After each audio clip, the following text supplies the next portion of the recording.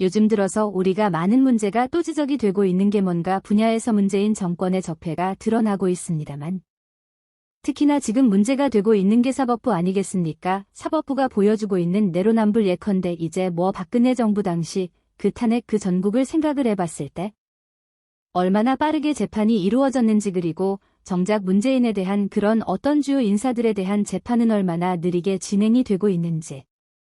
조국도 그렇고요. 정영식도 마찬가지였고요. 그리고 한두 사람이겠습니까? 누굽니까? 윤미야 이런 인간도 마찬가지인 것이고 최강욱도 그렇고. 온갖 진짜 잡스러운 인간들이 박근혜 정부 당시에 사법부였다라고 한다면 진작에 국회의원직을 잃어도 잃었을 법한 인간들인데 다 지금은 다음 총선까지 퍼팅겨가지고 국회의원직을 유지할 수 있는 그런 상태인 거 아니겠습니까? 정말로 사법부가 기억의 대상이다라고 하는 얘기가 옛날부터 나왔었는데 이번에도 우리가 또다시 확인할 수 있는 그런 결과가 나왔죠. 여러분 알고 계시는 것처럼 박영수 전 특검에 대해 가지고 검찰이 기소를 했었습니다. 그러니까 이제 대장동의 입당들과 박영수가 결탁이 돼가지고 200억 가까이 되는 그런 법에 대한 약정을 받았고 현금으로 받은 것만 해도 8억 가까이나 된다. 이런 식의 혐의들이 돼가지고 박용천 특검에 대한 기소가 이루어졌었는데 어떻게 된 것인지 이번에 결국에 법원이 박영수 전 특검에 대한 기소를 기각을 한 상태입니다. 구속기소가 왜 둘째 기각이 됐는지 배경부터 우리가 쭉 살펴봐야 될 것 같은데 일단 범점유를 봤었을 때는 아까 말씀을 드린 것처럼 200억에 대한 약정을 받았다라는 것부터 시작해서 여러 가지가 있었습니다. 근데 여기서 우리가 눈에 띄는 게 뭐냐면 당시 이제 구속기소할 때 결정적인 계기가 됐던 게 김만배 씨의 진술이었거든요. 김만배 진술을 기반으로 해가지고 박영수에 대한 구속기소가 이루어졌고 물론 이제 김만배 한 사람만은 아닙니다. 남욱 또한 마찬가지로 박용수 특검과 연관이 되어 있죠. 원래 제일 처음 연관이 돼 있던 게 남욱이 이제 검찰 조사 대상이 되다 보니까 자기가 이제 대장동이랑 엮여 있으면 문제가 될 것 같다고 판단해서 인수인계를 해줬던 사람이 김만배 아니겠습니까? 그러니까 이제 인수인계를 해줬다라고 하는 남욱 그리고 인수인계를 받았다라고 하는 김만배 그리고 다른 사람도 아니고 지금까지 싹 다 그냥 모르쇠로 읽어내었던 김만배 그 김만배랑 남욱 두 사람의 진술이 일치하다 보니까 이거를 기반으로 해서 이제 검찰에 구속기소를 했던 것인데 어떻게 된 것인지 법원이 이번에 놀랍게도 그런 어떤 구속영장을 기각을 시켰습니다. 이유는 이제 지나친 방어권이 제한이 된다라는 것인데 법원에 일단 얘기를 들어보니까 피의자의 직무해당성 여부 금품에 실체 수수 여부 금품 제공 약속의 성립 여부 등 이런 것들에 대한 사실적 법률적 측면에서 다툼의 여지가 있는 점에 비춰 현 시점에서 피의자를 구속하는 것은 피의자의 방어권을 지나치게 제한한다 이렇게 얘기하고 있죠. 일단 저는 납득할 수가 없습니다. 왜냐면 김만배란 남욱 두 사람이 진술이 일치했다라고 하는 것만 보더라도 더 이상 범죄함의 대부분이 이제 드러났다라고 봐도 무방할 것 같은데 일단 법원이 판단하기에는 사실에 다툼 여지가 있다라는 거죠. 그 얘기는 바꿔 얘기해서 법원이 보기에는 김만배 진술을 믿을 수가 없다라는 얘기입니다. 김만배 진술만을 가지고 어떻게 이제 법원이 그렇게 한 사람에 대한 구속영장을 청구할 수가 있냐 이런 식으로 이제 반대로 했다는 것인데 글쎄요, 저는 좀 이해가 잘 안 돼요. 왜냐면은 김만별 씨의 말만 있는 것이 아니고 원래 우리가 구속영장을 청구를 할 때 또 중요한 기반이 되는 게 뭐겠습니까? 범죄의 어떤 그 어느 정도의 관계가 성립이 됐다라고 하는 것뿐만 아니라 또 중요한 포인트가 되는 게 증거인멸만 요소거든요. 증거인멸을 할 수가 있냐? 그러면 그거를 막기 위해서 구속을 시켜야 된다라고 하는 것인데 실제로 박영수는 그런 측면에서 진작에 구속이 돼도 구속이 됐어야 되죠. 왜 이미 자기 어떤 휴대전화 이런 것들에 폐기시켜 버리지 않았습니까? 휴대전화도 그냥 포매들 하는 수준이 아니라 사용할 수 없을 정도로 훼손한 다음에 폐기까지 했고 사무실 PC 기록을 삭제하는 등 어떤 측면에서 보든지 간에 서류까지도 파쇄를 시켜버리고 어떤 측면에서 보든지 간에 증거인멸을 할 만한 그런 위험성이 다분히 있는 사람이다 보니까 이것만 놓고 보더라도 법원이 구속을 시켰어야 되는데 너무 제가 보기에는 김만배 진술을 믿을 수가 없다고 한들 증거인멸과 관련된 이런 혐의만 봐도 구속을 시켰어야 되는데 법을이 너무 안일하게 생각한 거 아닌가라는 느낌이 있고요.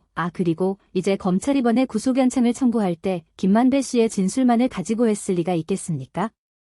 증거 또한 마찬가지로 있었습니다. 압수수색 과정에서 발견했던 변호사협회 선거자금은 문제가 될 수 있다라고 하는 취재의 메모까지도 발견했거든요. 그러니까 이 변호사협회 선거자금이라고 하는 게 뭐였습니까? 김만배의 신축으로부터 3억을 받았다. 선거자금 성공을 받았다. 이거 아니겠습니까? 그런데 이제 지금 박영수에 대한 그 메모를 지금 보니까 선거자금 문제가 될 수 있음이라고 하는 말이 적혀 있다라는 거예요. 왜 문제가 되겠습니까? 불법적으로 받은 돈이니까 문제가 되는 것이지.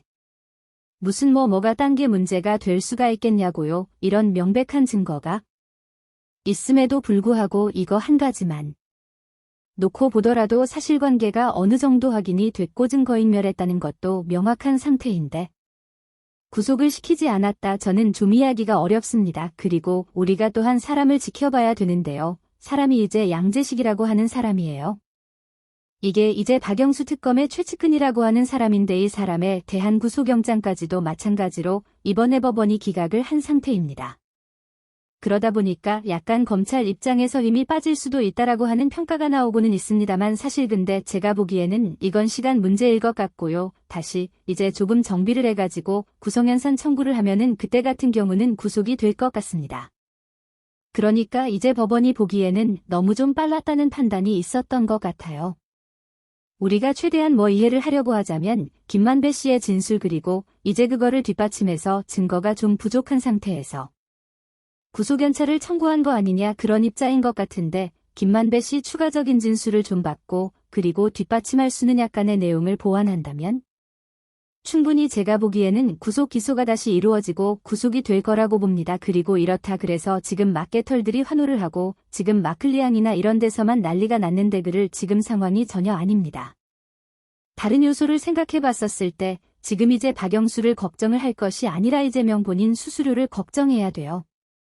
왜냐 일전에 일단 검찰이 김인석 씨에 대한 구속영장을 마찬가지로 구속기소를 한 상태 아니겠습니까? 그때 같은 경우는 이제 알선 수재 혐의로 구속기소를 한 상태인데 요게 이제 김인섭 씨가 이른바 이제 허가방이라고 해서 김인섭을 거치면 뚫리지 않을 법한 민원도 다 뚫리게 된다 이런 거 아니었습니까? 허가가 금방 나온 데서 허가방 이렇게 불렸던 사람인데요. 인간이 이제 백현동 개발과 연관이 돼 있는 사람이죠.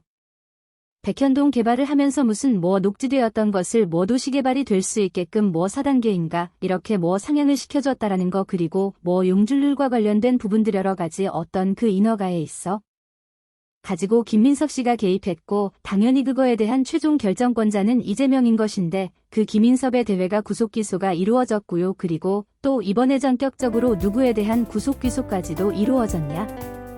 백현동 사업자에 대한 구속 귀소까지도 이루어졌습니다. 이 백현동 사업자가 다른 사람이 아니라 딱 이번에 김인서 씨가 개입이 돼 있다라고 하는 그 부지 아까 전에 용도 변경이 됐거나 용적률이 됐거나 이런 식의 것들을 통해서 도시개발이 이루어지고 아파트 개발을 이루어지고 그것으로부터 480억 가까이 되는 횡령과 배임을 저질렀다라고 하는 혐의를 받고 있던 사람이고 이제 사업자인데 이 사람에 대한 구속 기소까지도 이루어진 상태입니다. 그럼 생각해 보십시오. 실무진에 대한 구속 기소도 이루어져야 되겠죠. 그거를 결정을 내린 그 서라이버로 누굽니까? 정진상이 되는 거겠죠.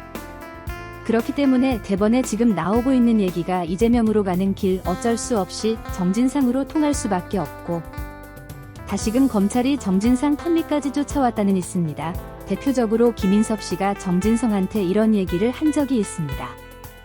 R&D 용지 비율이 너무 높다. 7대3이나 적어도 6대4 동절은 돼야 되는 거 아니냐. 저렇게 이제 R&D 용지 비율을 줄임으로써 그 이제 줄어든 비율에다가 아파트를 지었던 것이죠. 그리고 그렇게 아파트를 지어가지고 아까 전에 그 개발업자가 됐거나 김인섭이가 됐거나 이익을 보게 됐다라는 것이고요. 그것뿐만이 아니었습니다. 성남도군까지 참여하면 사업 수익성이 너무 악화가 되니 부지대금 절반에 해당하는 1200억 원이라도 내야 되는 거 아니냐라고 하는 취지의 청탁 같은 경우도 2차례나 탁 누구한테 했다는 거예요. 정진상한테 했다라는 겁니다. 그럼 우리가 정리해봤었을 때 김인섭이가 구속기소가 됐습니다. 그리고 민간업자 개발업자도 구속기소가 됐습니다. 근데 이 사람들이 누구 덕분에 이렇게 이익을 얻을 수가 있었다는 거예요?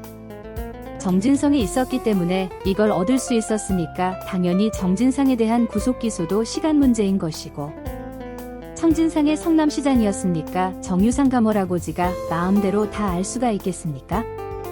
당 누구도 이 책임이 이어질 수밖에 없는 거예요. 이재명으로까지 밖에 이어질 수밖에 없다라는 거죠, 지금까지. 그래서 백현동 같은 경우는 검찰이 이재명에 대한 구속 기소를 안 한 상태입니다. 대장동과 그 다음에 선거법 위반 김문기 씨를 모른다고 했던 거 다음에 이제 청담 FC 정도가 이제 구속 기소가 된 상태가 기소가 된 상태이고, 백현동 같으면 아직까지 기소가 안 된 상태인데 김인석 씨에 대한 기소가 이루어졌고 개발업자에 대한 기소, 정진성에 대한 기소가 이루어진다면